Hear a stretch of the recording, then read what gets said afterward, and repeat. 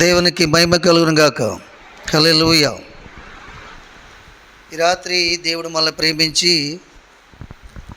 ఆయన మాట్లాడుతున్న అంశం ఏంటంటే, దేవుని మార్గం నడిచే ప్రతి మహిళకు కూడా ఒక జీవిత సాక్షి ఉంటుందని ఒక అంశాన్ని తెలియజేస్తున్నాడు.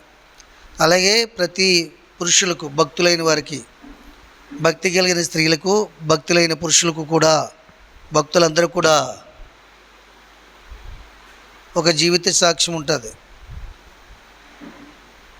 కాబట్టి దేవుని సన్నిధానంలో ఈ సాక్ష్యము ఏ విధంగా వస్తుందంటే, వారు చేసే భక్తిని బట్టే సాక్ష్యం వస్తుంది. దేవుని స్తోత్రం. కాబట్టి ఇక్కడ మీకు ఈ రాత్రి 5 స్త్రీలను పరిచయం చేయాలనుకుంటున్నాను, వారి భక్తి జీవితాన్ని. మొట్టమొదటిగా శారా, రెండవది హాగరు. ఈ ఇద్దరు కూడా అబ్రహాం కుటుంబం వారే. మూడవ ఆమె రాహాబు, నాలుగవ ఆమె హన్నా, ఐదవ ఆమె రూతు. ఈ 5 జీవితాల సాక్ష్యాలని మీ ముందుంచాలని ఆశపడుతున్నాను. ఎందుకంటే దేవుని మార్గంలో నడిచే ప్రతి వ్యక్తికి కూడా వారి జీవితంలో ఒక సాక్ష్యము ఉంటుంది. అంటే దేవుని మార్గంలోకి రావడం గొప్ప కాదు, కానీ అందులో నడవడం గొప్ప. రావడం అనేది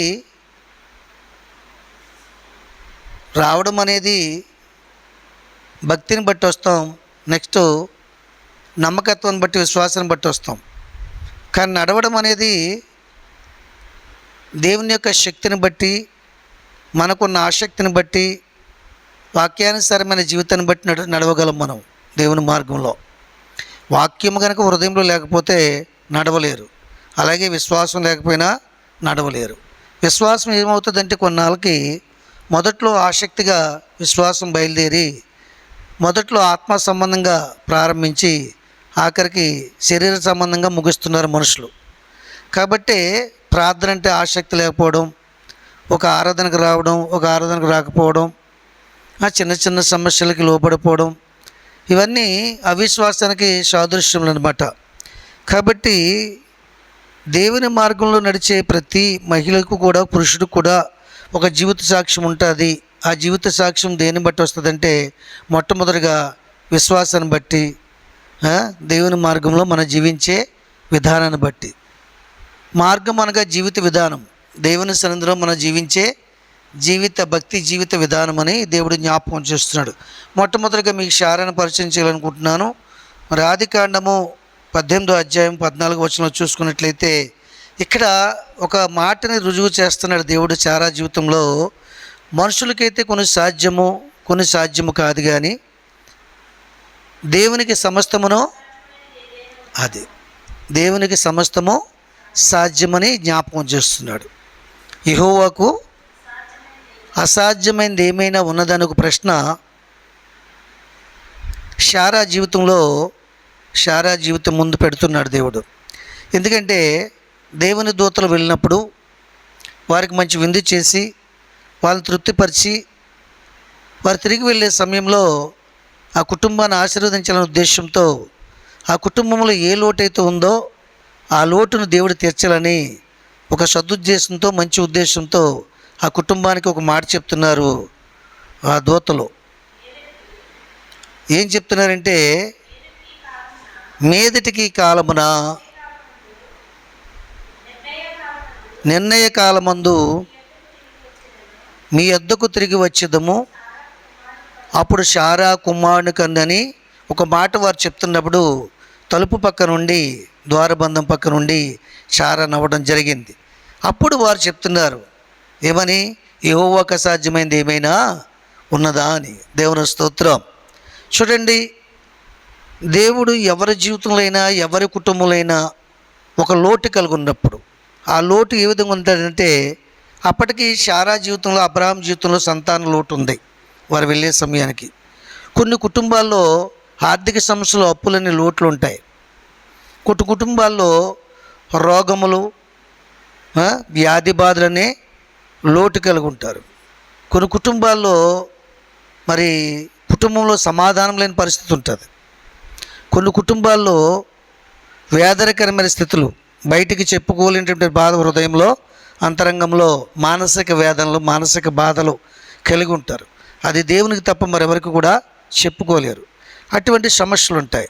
మన కుటుంబంలో సంతానాలు ఏమి కలిగి ఉన్నా, ఆర్థిక సమస్యలు కలిగి ఉన్నా, రోగభారం అనే వేదన కలిగి ఉన్నా, మానసిక బాధలు కలిగి ఉన్నా, ఎటువంటి లోటు కలిగి ఉన్నా సరే, మనం ఆ లోటు మనకు తీర్చబడాలంటే దేవుని సేవకులు ఏ అవసరతలో ఉన్నారో ఆ అవసరతను మనం తీర్చేవారుగా ఉన్నప్పుడు దేవుడు మన అవసరతను తీరుస్తాడు. దేవుని స్తోత్రం. చూడండి, అక్కడ అబ్రహాము శారా కుటుంబంలో చూసుకున్నట్లయితే మధ్యాహ్నం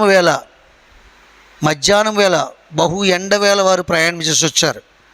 వచ్చినప్పుడు ఆ విషయాన్ని అబ్రహాము గుర్తించి కాళ్ళకు నీళ్ళిచ్చి వారికి మంచం వేసి కూర్చోమని చెప్పి నీడలో వారిని మొట్టమొదటిగా ఆదరించి, తర్వాత మరి భార్య దగ్గరికి వెళ్ళి రొట్టెలు చేయమని చెప్పి, ఈయన గొర్రెల మందలోకి వెళ్ళి మంచి గొర్రెని తీసుకొచ్చి దాన్ని శుభ్రం చేసి వండించి,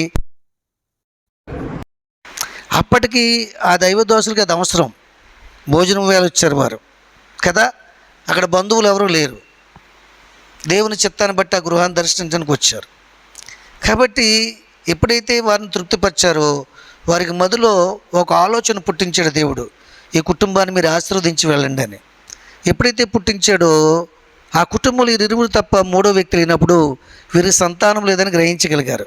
కాబట్టే ఆ లోటుని మీదటి సంవత్సరానికి దేవుడు మీకు తెరుస్తాడని ఆశీర్వదించి వెళ్ళాడు. దేవుని స్తోత్రం. హల్లెలూయా. అలాగే మరి ఆర్థిక సమస్యలు కలిగి ఉన్నప్పుడు ప్రవక్త దేవుని కోసం అప్పులు చేసి, దేవుని సేవకుల కోసం అప్పు చేసి ఖర్చు చేసినప్పుడు ఒక దినే నేను చనిపోయినప్పుడు అప్పులు వారు వచ్చి అతని భార్యని అడిగి వారి కుమారులు ఇరువుని తీసుకెళ్ళి పని చేయించుకుని అప్పులు తెచ్చుకుంటామంటే ఆమె ఒక రోజు దినము టైం అడిగి మరలా ఆ ప్రవక్త యుక్తికి వెళ్ళి ఆ విషయాన్ని తెలియజేసినప్పుడు దేవుడు ఆయన తన కుటుంబం కోసం చేసుకోలేదు కానీ దేవుని సేవకుని కోసం, దేవుని సేవ కోసం చేశాడు. కాబట్టి సేవకుని ధరకు సలహా ఇచ్చి మరి ఆ కుండలన్నింటిలో నూనె నింపి గొప్ప అద్భుతం చేసి అప్పులు తీర్చాడు. దేవుని స్తోత్రం. కారణం ఏంటంటే ఆ కుటుంబం తన కోసం, తన బిడ్డల కోసం అప్పు చేయలేదు కానీ దేవుని సేవ కోసం, దేవుని ప్రవక్త చెప్పిన మాట కొరకు చేశారు. కాబట్టి దేవుడు అలా తీర్చాడు. కాబట్టి ఇలా ప్రతీదీ కూడా మన ఇంట్లో ఉన్న లోటు అనేది తీరాలంటే, మన హృదయంలో ఉన్న భారం తొలగిపోవాలంటే, ఏమండి, ఇంకొక విషయాన్ని మీకు చూపిస్తాను. తుయితేరు పట్టణస్థురాలు ఓదారంగుపుడు అనుకునే స్త్రీ మరి తన హృదయంలో వివిధమైన వేదనకరమైన పరిస్థితి కలిగి ఉంది. ఏమండి, భర్త ద్వారా వేదన, బిడ్డల ద్వారా వేదన, జీవితం ద్వారా వేదన, వ్యాపారం ద్వారా వేదన. అట్టి వేదన కలిగి ఉన్నప్పుడు ఒక దినాన్ని పౌలు గారు సముద్ర పొడ్డున సువార్తను ప్రకటిస్తున్నప్పుడు, ప్రయాసపడి భారం మోసుకున్న సమస్తమైన వారులారా నా యొద్దకు రండి, మీకు విశ్రాంతి కలగజేస్తాను మాట ఆమె చెవిలో పడినప్పుడు ఆ మాట ఎంతగానో ఆకర్షించింది. నిజమే, ఉదయం నుంచి ప్రయాసపడుతున్నాను, కొన్ని నెలలుగా, సంవత్సరాలు ప్రయాసపడుతున్నాను, కానీ నా జీవితంలో నెమ్మది లేదని ఆలోచన కలగజేసింది. వెంటనే ఆ ఓదారంగుపొడి అమ్ముకునే బొట్టను పక్కన పెట్టేసి ఆమె వెళ్ళి కూర్చున్నప్పుడు దేవుడు ఆమె హృదయాన్ని తెరిచాడు. పౌలు గారు చెప్తున్న మాటల్ని ఆమె హృదయంలో తీసుకుని లక్ష్యం ఉంచి బహు సంతోషము, బహు ఆనందము, జీవితంలో ఎప్పటివరకు పొందుకోలేనటువంటి ఆనందాన్ని, సంతోషాన్ని పొందుకుంది. ఆమె హృదయంలో ఉంటే వేదన వాక్యం లోపలికి వెళ్ళగానే అది బయటకు పోయింది. దేవుని స్తోత్రం. హల్లెలూయా. ఇలాగ ప్రతిదానికి కూడా దేవుని సన్నిధానంలో దేవుని మాటకి, దేవుని సేవకుల మాటకి ఉపశమనం కలుగుతుందని నమ్మకం, విశ్వాసం మనకు కలిగి భక్తి చేయాలి. దేవుని స్తోత్రం. మొట్టమొదటిగా శారా జీవితంలో అలాగే మరి ఆమె ఎందుకు నవ్విందంటే, ఇప్పుడు నాకు 100 సంవత్సరాలు కదా, ఇది జరుగునా అనుకుందామే. కానీ దేవుడు తలస్తే 100 సంవత్సరాల వయసులో కూడా యవ్వన కాలం ఇచ్చి ఒడిగిపోయిన దాని జీవితాన్ని సిగిరింపచేసి మరి బలమశక్తి, యవన కాలము మరియు యవన స్థితిని కలగజేసి దేవుడి కార్యం చేసి ఇస్సాకుని ఇచ్చాడా లేదా? ఇచ్చాడు. దేవుని స్తోత్రం. అది ఆమె జీవితంలో ఒక సాక్ష్యం. ఇస్సాకు జన్మము ఆమె జీవితంలో ఒక సాక్ష్యం. దేవుని స్తోత్రం. కాబట్టి దేవుని సందర్భం మరి ఇంకొక విషయాన్ని చూపిస్తాను మీకు. ఆదికాండం 16 అధ్యాయం చూడండి, దానికి ముందే ఉంటుంది. ఆదికాండం 16 అధ్యాయం 13 వచనం. దేవుడట అరణ్యంలో కూడా దేవుడు ఉన్నాడట. అరణ్యంలో కూడా దేవుడు ఉన్నాడు. కాబట్టి సాయంకాలం పొద్దుకొగ్గానే అడవి జంతువులన్నీ కూడా అవి ఆహారం తెచ్చుకోవటానికి దేవుడు చూపించే ప్రదేశానికి వెళ్తాయి. ఏమండి, తెల్లవారుగానే అడవి జంతువులు కూడముగురులు అన్నీ కూడా వాటి గుహల్లోకి వెళ్ళిపోతాయి. ఆకాశ పక్షులు లేచి కిలకిల రావాలు కొట్టుకుంటూ దేవుని స్తుతిస్తూ ఆమె ఆహారం కోసం వాటి పిల్లల్ని పెంచుకోవటం కోసం అవి వెళ్తుంటాయి. వాటికి ఆహారం దొరికేది ఎక్కడ? పక్షుల కంటే అన్ని చోట్ల దొరుకుతుంది. మరి అరణ్యంలోని మృగాలకి, క్రూర పులులకి, జంతువులకి ఎక్కడ దొరుకుతుంది? అరణ్యంలోనే అవి వేటాడి తెచ్చుకుంటాయి. దేవుని స్తోత్రం. అరణ్యంలో కూడా దేవుడు ఉన్నాడు. అరణ్యము అనగా మనిషికి బహు విషాదకరమైన వాతావరణం, చీకటి పరిస్థితి, ఇటు దిక్కుతోచని స్థితి, అయోమయమైన స్థితి, ఏం చేయాలో అర్థం కాని స్థితి, ఆ పరిస్థితిని బట్టి ఎక్కడికి వెళ్ళాలో తెలియని స్థితి. ఇదంతా కూడా చీకటితోటి అరణ్యంతో పోల్చబడింది. అరణ్యంలో ఒక మార్గం ఉండదు, ఎటు వెళ్ళాలో తెలియదు మనకి. ఏమండి, ఎందుకంటే అది మనుషులు సంచరించేది కాదు కాబట్టి. దేవుని స్తోత్రం. కాబట్టి ఇక్కడ ఎవరిని బట్టి మాట జ్ఞాపకం చేస్తుంటే హాగర్ని బట్టి మాట జ్ఞాపకం చేస్తున్నారు. చదవండి 16వ అధ్యాయం 13వ వచనం.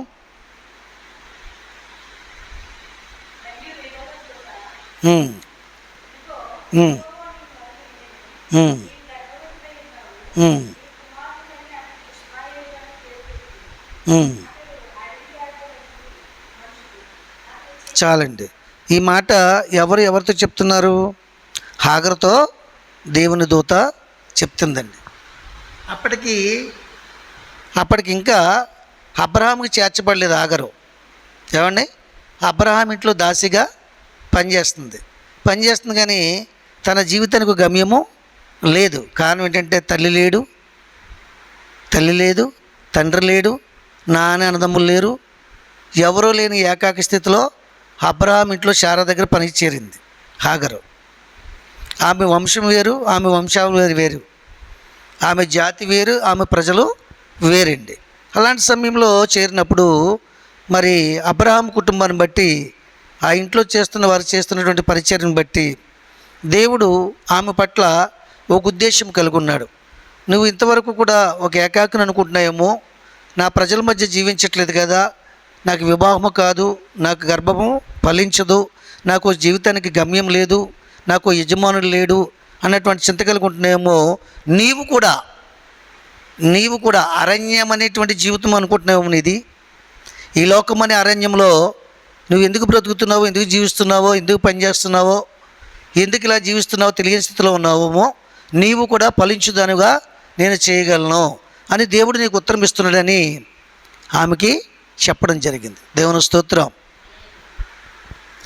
ఈ లోకంలో అరణ్యంలో ఉండే సమయంలో దేవుడు ఆ వాగ్దానం ఇచ్చాడు.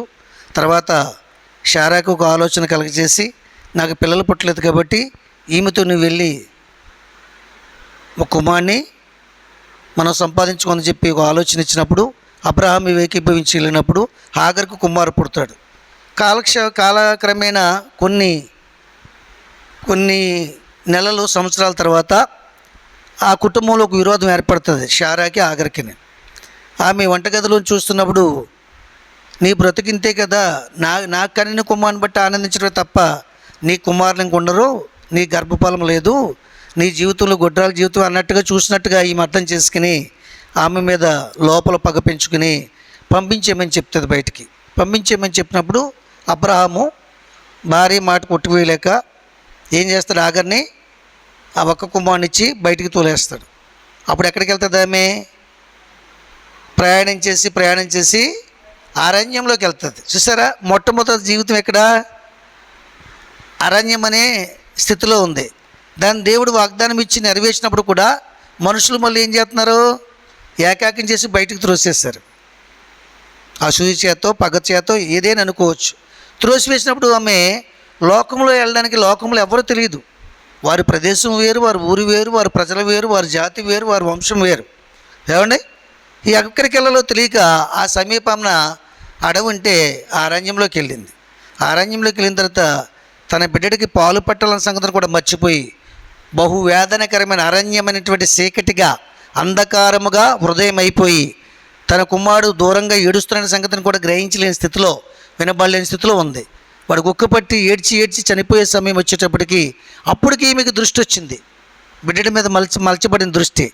చూస్తుండగా వాడు నీళ్ళ కోసం ఏడుస్తున్నాడు, పాలు కోసం ఏడుస్తున్నాడు అనే సంగతి గ్రహించగలిగింది. కానీ చాలా దూరం ఈమె ప్రయాణించేసి వెళ్ళడం వల్ల, ఆహారం లేకపోవడం వల్ల ఆమె పాలు పట్టే స్తోమత కూడా కోల్పోయింది. అప్పుడు నీళ్ళు కావాలి. అప్పుడు దేవుడే తనకి ఒక నీటి బుగ్గను చూపించి ఆ నీరుని చూపించినప్పుడు ఆ నీళ్ళు పట్టినప్పుడు ఆ కుమారుడు బ్రతుకుతాడు. దేవుని స్తోత్రం. అతని పేరు ఇష్మాయేలు. అబ్రహాము వంశాన్ని ఎంతకైతే ఆశీర్వదించాడో అంతగానే ఇష్మాయేలు వంశాన్ని కూడా దేవుడు వాగ్దానం చేసిన రీతిగా ఆశీర్వదించాడు. దేవుని స్తోత్రం. దీన్ని బట్టి మనకు తెలుస్తుంది ఏంటంటే, వాగ్దానం చేసిన దేవుడు నమ్మదగినవాడు, నెరవేర్చగల సామర్థ్యము శక్తి కలిగి ఉన్నవాడు. ఏ దేవుడు ఒక ప్రేరేపణతో అబ్రహాం ఇంటికి చేర్చాడో పని మనిషిగా, ఆ దేవుడే వివాహ సంబంధాన్ని ఏర్పాటు చేసి గర్భఫలాన్ని ఇచ్చి, ఆ దేవుడు మరి ఆయన చిత్త ప్రకారం బ్రతుకుతున్నప్పుడు కూడా మనుషుల అవతల తీరిన తర్వాత వారు బయటకు త్రోసేసినప్పుడు కూడా ఆ దేవుడే కాపాడి విడిచిపెట్టకుండా అరణ్యంలో కూడా తోడై ఉన్నాడు. దేవుని స్తోత్రం. హల్లెలూయా. కనుక మన జీవితంలో అన్నీ కోల్పోయాము, మన జీవితంలో అందరినీ కోల్పోయాము. మన జీవితంలో చాలామంది మనల్ని త్రోసివేశారు. మన బంధువులు మన దగ్గర డబ్బు లేదని మన నీచంగా చూస్తున్నారు, అసూయ పడుతున్నారు, రకరకాల పరిస్థితుల్లో ఉన్నారు. వారు మన దగ్గర రావట్లేదు, మనల్ని ప్రేమించట్లేదు. మనము ఎవరి దగ్గర వెళ్ళలేని స్థితిలో ఉన్నాం. ఒకవేళ వెళ్ళినా విలువ ఇవ్వలేని పరిస్థితులు మనకు ఉన్నాయి. ఇలాగా నువ్వు ఆలోచించవలసిన పని లేదు. నిజమైన భక్తి నువ్వు చేసిన ఎళ్ళ, దేవుని మీద ఆధారపడిన ఎళ్ళ, నిన్ను విడిచిపెట్టిన దేవుని కలిగి ఉన్నామని ధైర్యం కలిగి ఉండాలి. దేవుని స్తోత్రం. హల్లెలూయా. ఏ విధము చేతనైనా సరే కొంతమంది నిందలేస్తారు నువ్వు చేసే భక్తిని బట్టి. కొంతమంది ఆ భక్తిని ఆటంకపరుస్తానికి రకరకాల పరిస్థితులు ఏర్పాటు చేస్తారు. ఏదేమైనప్పుడు కూడా నీ దేవునికి నీకే సంబంధము. అసలు దైవదోషులకి నీకు కూడా సంబంధం లేదు, అది కొంతవరకే. నిజంగా చెప్పాలంటే దేవునికి నీకే సంబంధం. కొంతమంది ఏమంటారంటే దేవునితో సంబంధం లేకుండా ఆ దేవుడికి మాకు తెలుసండి, దేవుడికి తెలిసిన మా భక్తి ఏంటో, నేనేంటో దేవుడు తెలిసిన దేవుడికే భయపడతాను తప్ప ఇంకెవరికి భయపడినట్టు. అసలు భయపడే మనసు లేకుండా మాట్లాడుతుంటారు అలాంటి వాళ్ళు. నిజంగా దేవుడికి భయపడే వాళ్ళు అయితే దేవుని పని విడిచిపెట్టరు. క్రమంగా మర్యాద చేసుకుంటూ వెళ్ళిపోతుంటారు. ఒక రోజు చేయడం ఒక రోజు మానేయడం జరగదు. బలహీనతలు ఉంటే అది వేరే విషయం, దేవుడు చూసుకుంటాడు. అది ఏమండి, ఆ భక్తి కూడా లేకుండా వాళ్ళు అలా మాట్లాడుతుంటారు ధైర్యంగానే. ఈ మాట్లాడితే దేవుడు ఎలాగా మనల్ని ఒప్పుకుంటాడు, ఏం చేస్తాడని భయం కూడా వారికి ఉండదండి. వాళ్ళు భక్తి లేకుండానే మాట్లాడుతుంటారు. దేవునికి మహిమ కలుగును గాక. కాబట్టి ఇక్కడ హాగర్ను కూడా దేవుడు విడిచిపెట్టకపోవడానికి కారణం ఏంటంటే, మరి తన పని మనిషికి వెళ్ళినప్పుడు కూడా తన యజమానురాలు చెప్పిన మాటకు లోబడి తన జీవితాన్ని అర్పించింది. అక్కడ అర్పణ జీవితాన్ని, భక్తిని, యజమానుల పట్ల ఉన్న లోబడే మనస్తత్వం దేవుడు చూశాడా లేదా? చూశాడు. కాబట్టే అరణ్యంలో కూడా ఆయన తోడయ్యి ఆ కుటుంబాన్ని ఆశీర్వదించాడు. నువ్వు ఒంటరిగా ఉన్నప్పుడు నువ్వు ఏ విధంగా లోపడుతున్నావు, నీ దోస్తులకి భక్తి చేసినప్పుడు ఏ విధంగా లోపడుతున్నావు, నీ కుటుంబ వ్యవస్థలో ఉన్నప్పుడు ఎలాగున్నావు, అసలు ఏ విధంగా నీ దోస్తులకు లోపడుతున్నావు. మరి ఆఖరి జీవితం మామూలు జీవితమా? తన జీవితాన్నే అర్పణ చేసేసింది. అర్థమవుతుందండి. అయినను సరే వారు ఏం చేశారు? తృణీకరించారు. అయినా దేవుడు తృణీకరించలేదు. కారణం ఏంటంటే, ముందు ఆమె ఉంచిన విశ్వాసాన్ని బట్టి, ఆ యజమానుల పట్ల ఆమెకున్నటువంటి నమ్మకత్వాన్ని బట్టి, లోబడే మనసును బట్టి. దేవుని స్తోత్రం. కాబట్టి మన జీవితంలో మనకి వాగ్దానం ఇచ్చిన దేవుని మాట పట్టుకునే ముందుకెళ్ళిపోవాలి తప్ప మనుషుల మాటలను బట్టి మనం వెనక్కి వెళ్ళిపోకూడదని హాగర్ని బట్టి మనం తెలుసుకుంటున్నాం. దేవుని స్తోత్రం. కాబట్టి దేవుని సంధానంలో భక్తి జీవితానికి ఒక సాక్ష్యం ఉండాలి. హాగర్ జీవితానికి కూడా ఒక సాక్ష్యం ఉంది. శారా జీవితానికి సాక్ష్యం ఉంది. దేవుని స్తోత్రం. ఇక్కడ చూసుకున్నట్లయితే మూడో ఆమెను పరిచయం చేస్తాను మీకు నేను.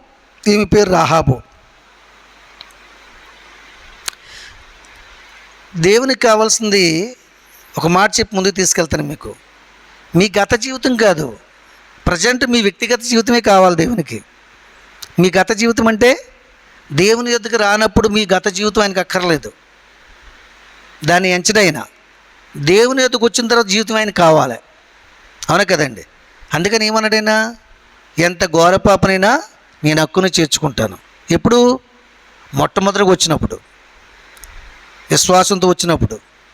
బాప్తిస్మం తీసుకున్నాక విశ్వాసం నడుస్తున్నప్పుడు వ్యక్తిగత జీవితంలో పాడైపోతే ఆయన అంగీకరించడం. మీకు అర్థమవుతుందండి? కాబట్టి నీ గత జీవితం ముఖ్యం కాదు దేవుడికి. నీ గత జీవితాన్ని లెక్క చేసి ఉపయోగించుకోడైనా నీ వ్యక్తిగత జీవితాన్ని ఉపయోగించుకునే నిన్ను వాడుకుంటాడు దేవుడు. దేవుని స్తోత్రం. నీ గత జీవితాన్ని ఆయన లెక్కేయడు.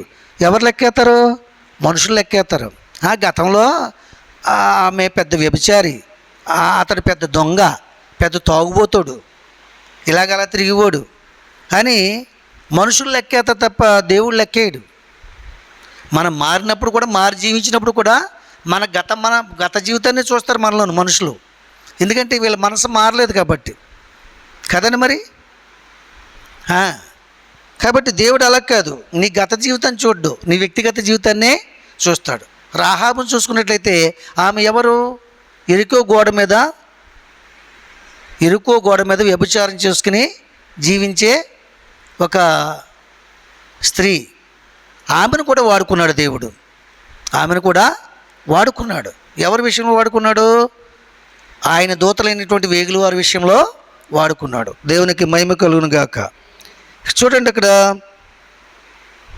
యోషువ గ్రంథము 2వ అధ్యాయము 11వ వచనం చూడండి. 170 పేజీలు ఉంటుంది.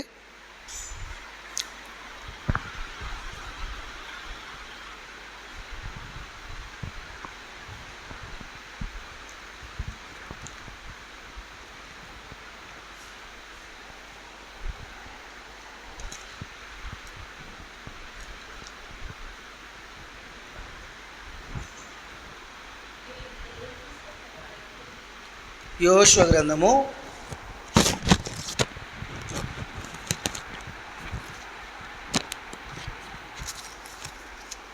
2వ అధ్యాయం 11వ వచనం. ఇక్కడ చెప్తున్నారు వాళ్ళు, మీ దేవుడైన యెహోవా పైన ఆకాశమందును క్రింద భూమి అందును దేవుడే. మీ ఎదుట ఎట్టి మనుషులకైనను ధైర్యం ఏమాత్రము ఉండదు. నేను మీకు ఉపకారం చేసి కనుక మీరును నా తండ్రి ఇంటికి ఉపకారము చేసి నాకు నిజమైన ఆనవాళ్ళు ఇచ్చి నా తండ్రియు నా తల్లియు నా అన్నదమ్ములను నా అక్క చెల్లెండ్రును వారికి కలిగిన ఉన్న వారందరినూ సావకుండా బ్రతుకునిచ్చి రక్షించినట్లుగా దయచేసి యెహోవా తోడని ప్రమాణం చేయడను. దేవుని స్తోత్రం. హల్లెలూయా. చూసారా, ఈ మాట ఎవరు చెప్తున్నారు? వేగుల వారితో ఎవరు చెప్తున్నారు? రాహాబు చెప్తుంది. ఎందుకు చెప్తుందంటే, వారు ఎరుకో పట్టణం దర్శించడానికి వెళ్ళినప్పుడు ఆ పట్టణపు వారు ముట్టడి వేసి వారిని పట్టుకోవాలనుకున్నప్పుడు ఆమె ఇంటిలో దాచింది. కనికరం చూపించింది, దాచి అంతేకానికి ఏం చెప్తుంది? మీ దేవుడైన యెహోవా ముందు ఆకాశముందున్న వారే కానీ, భూమి క్రింద ఉన్నవారే కానీ, భూమి మీద ఉన్నవారే కానీ ఎవ్వరు నిలిచి ఉండలేరు. మీరట్టు ధైర్యం గల మనుషులు. మీరు ఏదనుకుంటుంది మీ దేవుడు చేస్తాడు. ఆ విషయాన్ని నమ్మి మాట్లాడుతున్నాను. మీకు నేను ఒక ఉపకారం చేశాను. ఆ ఉపకారం ఏంటి మీకు తెలుసు. మిమ్మల్ని నేను దాచిపెట్టాను. ఎందుకంటే కావలి వారు వచ్చి, వేగుల వారు ఎవరైనా ఇలా వచ్చారని వచ్చినప్పుడు అడిగినప్పుడు కూడా రాలేదని చెప్పింది. అవునా? ఒకవేళ వారు వచ్చి తనిఖీ చేస్తే తన ప్రాణం తీస్తారు. తన ప్రాణం చేత అడ్డుపెట్టి వారిని కాపాడింది. మీకు నేను ఉపకారం చేశాను కాబట్టి నాకు మీరు ఉపకారం చేయవలసింది ఏంటంటే, మీరు ఈ పట్టణాన్ని ముట్టడి వేసి దీన్ని నాశనం చేయడానికి వచ్చినప్పుడు నా ఇంటి వారును, నా తల్లిని, నా తండ్రిని, అన్నదమ్ములను, వాళ్ళకి కనుగొన్న వారందరినీ కూడా మీరు రక్షిస్తానని నా యెహోవా తోడని ప్రమాణము, మీరు నమ్మిన దేవుని తోడని ప్రమాణం చేయమంటుంది. వారు అలాగనే ప్రమాణం చేసి ఒక ఆనవాళ్ళు కట్టమంటారు. ఏమండి, వారి కిటికీకి ఒక ఆనవాళ్ళు కట్టమంటారు, ఎర్రటి దారమును కట్టమంటారండి. అలాగే కడుతుంది. అలాగే ఆ పట్టణాన్ని నాశనం చేయడానికి వచ్చినప్పుడు వారు ఆ కుటుంబాన్ని కాపాడి బయటికి తీసుకెళ్ళిన తర్వాతే, వాళ్ళని రక్షించిన తర్వాతే ఆ పట్టణం ముట్టడి చేయడం జరుగుతుంది. దేవుని స్తోత్రం. మరి ఇక్కడ హాగరు జీవితంలో చూసుకున్నట్లయితే ఆమె నిజానికి ఒక వ్యభిచారే. కానీ దేవుడు ఆ సమయంలో అక్కడ నివసించే వ్యక్తి ఆమె కాబట్టి ఆమెను కూడా ఆయన సేవకుల నిమిత్తం వాడుకున్నాడు. మీకు అర్థమవుతుందండి? అలాగే ఇంకో వ్యభిచారంతో పట్టబడిన స్త్రీని కూడా దేవుడు వాడుకున్నాడు లేదా? ఎక్కడ వాడుకున్నాడు? శర్మకారుని ఇంట్లో, సీమోను పేతురు ఇంట్లో వాడుకున్నాడు. ఎక్కడ వాడుకున్నాడు? ఆయన ఆయన ఆయన పిలిచిన వాడు ఏమొచ్చి సిమోను కాళ్ళకి నీళ్ళు ఇవ్వలేదు, ఏ విధమైన మర్యాద చేయలేదు, భోజనము పెట్టలేదు, ఏమీ చేయలేదు. కానీ ఆమె అయితే వచ్చి అడగకుండానే తన జీవితకాలం అంతా సంపాదన ఆస్తిని పట్టుకొచ్చి జటామాంసం అవతరపుట్టిన పట్టుకొచ్చి పగలగొట్టి ఆయన తల మీద పోసి పాదముల పోసి తల వెంట్రులతో తుడిచి మానక ముద్దు పెట్టుకుంది, దేవుని మహిమపరిచింది. అప్పుడు అటు వెళ్ళే వారందరూ కూడా ఆ ఇంటి వైపు చూస్తున్నారు. అంతకుముందు ఆ ఇంటి వైపు వెళ్ళేవారు అందరూ కూడా త్రోవని వెళ్ళేవారు, ముక్కు మూసుకుని వెళ్ళేవారు. ఎందుకంటే శర్మకారు నీళ్ళు కాబట్టి. అక్కడ ఏమొచ్చింది? పరిమళ సువాసన వచ్చింది. అందుకాబట్టి ఆశ్చర్యాన్ని కలిగించింది ప్రజల్లో. ఏంటి ఈ చర్మకారు నీటి దగ్గర ఇంత పరిమళ వాసన వస్తుంది, సువాసన వస్తుందని అందరూ కూడా ఆ ఇంటి వైపు చూశారు. దేవుని స్తోత్రం. మరి అక్కడ దేవుడు వాడుకున్నాడు కదా ఆవిడ్ని. కాబట్టి ఎప్పుడు కూడా ఎవరి గత జీవితాలను మనం చూడకూడదు. వారు దేవుని దగ్గరికి వచ్చాక ఎలాగున్నారా లేదా అన్నది దేవుడు చూసుకుంటాడు. అది కూడా నీకు అనవసరం. నీవు ఎలాగున్నాదో లేదో నువ్వు చూసుకో. నీ వ్యక్తిగత జీవితం ఎలాగుందో లేదో నువ్వు చూసుకో. ఒకరి భక్తిని కొలిసే భక్తి మనకు లేదు, ఒకరికి తీర్పు చెప్పే అధికారం మనకి లేదు.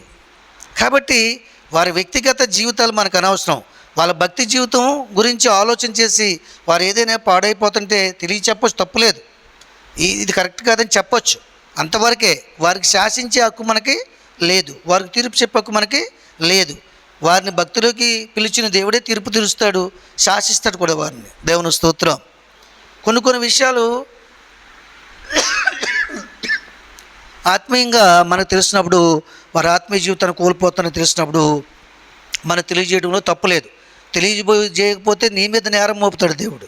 దేవుని స్తోత్రం.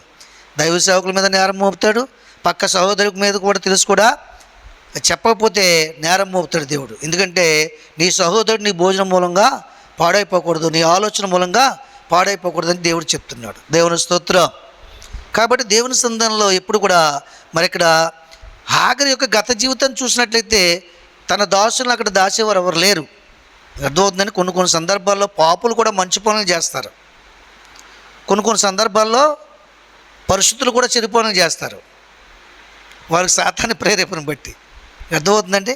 కాబట్టి అంత మాత్రాన వారు పూర్తిగా చెడిపోయిన వారిని తీర్పు తీర్చడానికి మనకు హక్కు లేదు. మరి రాహాబు జీవితంలో ఎంత మేలు పొందుకుంది? ఒక ఉపకారం చేసి కుటుంబం అంతటిని పొందుకుంది. దేవుని స్తోత్రం. హల్లెలూయా. ముగ్గురిని దాచింది 10 మందిని 15 మందిని కాపాడుకుంది కుటుంబం అంతటిని. దేవునికి మహిమ కలుగును గాక. కాబట్టి ఇక్కడ వేస్ట్ అయినప్పుడు కూడా ఈమె జీవితంలో కూడా దేవుడు వాడుకున్నాడు కాబట్టి సాక్ష్యము ఉంది. దేవుని స్తోత్రం. హల్లెలూయా. కనుక మరొక స్త్రీని మీకు చూపిస్తాను. ఈమె మీకు చూపించినటువంటి స్త్రీ ఈమె ఎన్నో స్త్రీ? 3వ స్త్రీ. 4వ స్త్రీని చూపిస్తాను చూడండి మీకు. మొదటి సమూయేలు గ్రంథము 1వ అధ్యాయం 27వ వచనం చూడండి. ఈమె ఎవరంటే అన్నాను బట్టి దేవుడు మనకి చెప్తుంది ఏంటంటే, దేవుడు నీ జీవితంలో నువ్వు కన్నీటి ప్రార్థన చేస్తే, విరిగి నెలిగిన మనసు కలిగి ప్రార్థన చేస్తే, స్వార్థంతో ప్రార్థన చేయకుండా నీకు కావాలనుకున్న ప్రతిదీ కూడా దేవునికి, ప్రతి దాంట్లో కూడా దేవునికి భాగం ఇస్తాననుకుంటే నీ ప్రార్థనలన్నింటికి నీకు జవాబు దేవుడు ఇస్తానని చెప్తున్నాడు. దేవుని స్తోత్రం. విన్నారా ఈ మాట మీరు? విరిగి నెలిగిన మనసు కలిగి ప్రార్థన చేయాలి, పరిపూర్ణమైన ప్రార్థన చేయాలి. ఏమండి? నువ్వు ఆశించిన దానిలో భాగము దేవునికి ఇస్తానంటే, సమర్పించుకుంటే దేవుడు నీ ప్రతి ప్రార్థనకు జవాబిస్తాడు, ఒక్కదానికే కాదు. దేవునికి మహిమ కలుగును గాక. ఈ విషయంలో అన్నాన్ని చూపిస్తాడు. మనం చూద్దాం. మొదటి సమూయేలు గ్రంథము చూడండి, 1వ అధ్యాయం 27వ వచనం చదవండి.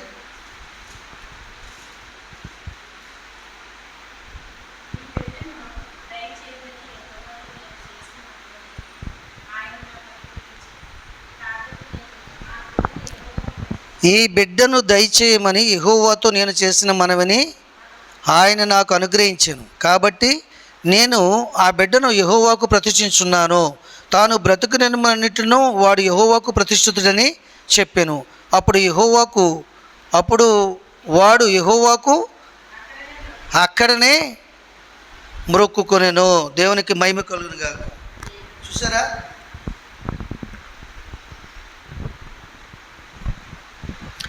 ఈ బిడ్డను నాకు దయచేయమని నేను యెహోవాకు మనవి చేయగా, యెహోవా నాకు ఒక బిడ్డను మనవి చేస్తున్నాడు కాబట్టి ఈ బిడ్డను నేను యెహోవాకు ప్రతిష్ఠించున్నాను. వాడి జీవితకాలం అంతయు కూడా వాడు దేవుని యొద్దే నివసించునుగాక అని దేవుని దగ్గర మొక్కుకుని ఆ కుమారుని దేవుని దగ్గర మందిరంలో భక్తుడైనటువంటి ఏలీకి అప్పగించి వెళ్ళిపోయింది. దేవుని స్తోత్రం, హల్లెలూయా. ఎలాగ ఈ కార్యం జరిగిందంటే, చాలాసార్లు ఏటేట వచ్చి మొక్కుబడులు చెల్లించేవారు. అన్న, తన భర్త, తన భార్యగు పెనిన్న, భర్తయగు ఎల్కానా వచ్చి ఏటేటా మొక్కుబడులు చెల్లించేవారు. అనేక సార్లు అలా చేసినప్పుడు కూడా సంతానం కలగలేదు. ఏటేటా గుడి నుంచి ఇంటికి వెళ్ళగానే ఆమె వైరియగు పెనిన్నతో విపరీతమైనటువంటి మాటలు కాసేది. కానీ ఒకరోజు ఆ పండగ సమయంలో భర్త చేపట్టుకుని వచ్చి విరిగి నెలిగిన మనసు కలిగి ప్రార్థన చేసింది. ఈమె ఉద్దేశం ఏంటంటే, ఈమె గర్భవతి కుమారుని కనుక్కొని జీవించాలన్న కుమారుడిగా పెంచుకోవాలని ఈమె ఉద్దేశం. అనేకమైన సంవత్సరాలు వీళ్ళు మొక్కుకున్నప్పుడు కూడా దేవుడు ఎందుకు ఇవ్వలేదంటే, ఈమె గర్భంలోంచి తన దాసుని పిలుచుకోవాలని ఆయన ఉద్దేశం. తన దాసుని పిలుచుకోవాలంటే ఏ గర్భంలోంచి అయితే తన దాసుడు వస్తున్నాడో ఆమె ఏం చేయాలి? సమర్పించేయాలి కదా, మరి సమర్పించేయాలి కదా. అందుకోసమని వెయిట్ చేస్తున్నాడు గర్భఫలం ఇవ్వకుండా. ఈ సంగతి పెనిన్నాకి తెలియదు, ఎల్కానాకి తెలియదు, అన్నాకు కూడా తెలియదు. కానీ అనేక సంవత్సరాల ప్రార్థనలో జవాబు పొందుకోపోవడాన్ని బట్టి ఇప్పుడు ఆలోచన దేవుడు ఇచ్చిన చిత్త ప్రకారంగా విరిగి నలిగిన మనసు కలిగి ప్రార్థన చేస్తూ కన్నీరు కారుస్తుంటే దేవుడు ఆలోచన ఇచ్చాడు. ఆవిడికి ఆ ఆలోచన ప్రకారం చెప్తుంది, అయ్యా నీవు నాకు ఒక బిడ్డనిచ్చి గుడ్రాలని నిందను తొలగించినట్లయితే ఆ బిడ్డను నీకు సమర్పిస్తాను, ప్రతిష్ఠ చేసేస్తాను, నీ ఆలయంలో ఉంచి వెళ్ళిపోతాను. నేను గుడ్రాలను కాదు అన్న విషయాన్ని నాకు ఈ ప్రపంచానికి నువ్వు చూపిస్తే చాలు నాయన అని మొక్కుకుంది. అప్పుడు తదాస్తనాడు ఆయన. ఆయన ఉద్దేశం అదే కదా, అన్నా గర్భంలోంచి నా సేవకుడు రావాలి, దాన్ని ప్రత్యేకంగా అన్నయ్యే తన ఇష్ట ప్రకారంగా నాకు అప్పగించేయాలి, నా ఆలయానికి ప్రతిష్ఠ చేయాలి, అప్పుడే నేను ఈ గర్భాన్ని తెరుస్తానని ఆయన ఉద్దేశం. ఆయన ఉద్దేశం సఫలమైంది. అప్పుడు ఆ గర్భాన్ని తెరిచాడు. దైవజనంతో మాట్లాడాడు, ఇదిగో నీ కోరిక చెప్పిన, నీ ఇష్టం చెప్పిన దేవుడు నీకు జరిగించిన గాక, సమాధానం గలదనమై ఇంటికి వెళ్ళిపోమని చెప్పాడు. సంతోషంగా వెళ్ళిపోయింది. దేవుడు గర్భాన్ని తెరిచాడు, బిడ్డనిచ్చాడు. ఆ బిడ్డను తీసుకొచ్చి పాలు మానిపించే వరకు అక్కడే ఉండి ఎరిగిన తర్వాత పాలు విడిచిపెట్టిన తర్వాత ఏలియాకి అప్పగించి మందిరంలో ప్రతిష్ఠించి యెహోవాకు మొక్కుబడి తీర్చి వెళ్ళిపోయింది. దేవుని స్తోత్రం, హల్లెలూయా. ఇది కూడా సాక్ష్యమే కదా, ఈమె జీవితం కూడా సాక్ష్యమే కదా. తన జీవితంలో పెనిన్నా కానీ, ఎల్కానా కానీ, లేకపోతే ఊరు వారు కానీ ఇక దీనికి పిల్లలు పుట్టరు అని నిర్ణయానికి వచ్చారు.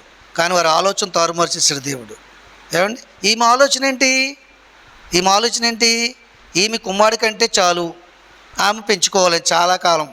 తర్వాత విరిగి నెలిగిన మనసు కలిగి ప్రార్థన చేస్తే గర్భఫలం దేవుడిచ్చింది కదా, దేవుడిచ్చిన దాన్ని నా దగ్గర ఉంచుకుంటాను అనుకోవడం నాది స్వార్థమే కదా. ఆయనకు అప్పగిస్తానంటే ఒకవేళ ఆయన గర్భఫలం ఇస్తాడో మన మంచి ఆలోచన వచ్చి ఆమె ప్రార్థన చేస్తుంది. ఆ ప్రార్థన దేవుడు తన ఆలోచన ప్రకారం నెరవేర్చాడు. దేవునికి మహిమ కలుగును గాక. ఇదేంటి? దేవుడిచ్చిన దాన్ని తిరిగి ఆయనకి అప్పగించడం. దేవుని స్తోత్రం. అదే అండి, మనకు పిల్లలు పుట్టినా దేవునికి అప్పగించాలి, వాళ్ళని దేవుని మార్గంలో పెంచాలి. ఆస్తి ఇచ్చిన దేవునికి అప్పగించాలి, నెలసరి ఆదాయం ఇచ్చిన దేవునికి అప్పగించాలి. అందులో దేవా ఈ ఆదాయం సంపాదించుకోవడానికి సామర్థ్యం కలిగజేసిన వాడు నీవే అని దేవుని మహింపరుస్తూ ఏం చేయాలి? అందులో కొంత దేవునికి సమర్పించాలి. అప్పుడు దాన్ని ఆశీర్వదిస్తాడు దేవుడు. దేవునికి మహిమ కలుగును గాక. హల్లెలూయా. కనుక దేవుని సంధానంలో 5వ వ్యక్తిని చూపిస్తాను. మీ ఎవరంటే రూతు. రూతు